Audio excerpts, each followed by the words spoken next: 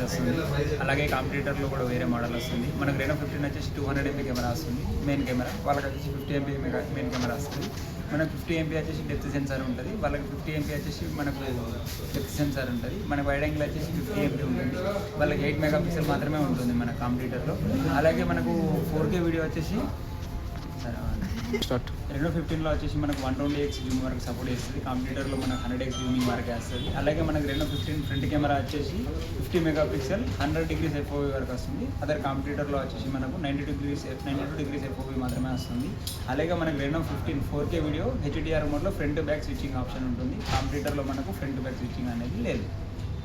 Renault 15 వచ్చేసి మన compact సైజ్లో 6.3 ఇంచ్ 6.32 ఇంచ్ 32 ఇంచెస్ డిస్ప్లేతో వస్తుంది. అలాగే ఇండస్ట్రీ లీడింగ్ హాలోఫిజన్ టెక్నాలజీ చాలా బాగుంటుంది. మనకి హాలోఫిజన్ టెక్నాలజీ కూడా ఐఫోన్ లెవెల్ గోల్డ్ స్కల్ప్టెడ్ గ్లాస్తో వస్తుంది. అలాగే మనకు పర్ఫార్మెన్స్ విషయానికి వచ్చేస్తే డైమెన్సిటీ 8450 విత్ ఆంటిట్యూడ్ స్కోర్ వచ్చేసి 20.9 lakhs వస్తుంది. అదే కాంపిటీటర్లో వచ్చేసి మనకి 8S Gen 3 18.9 lakhs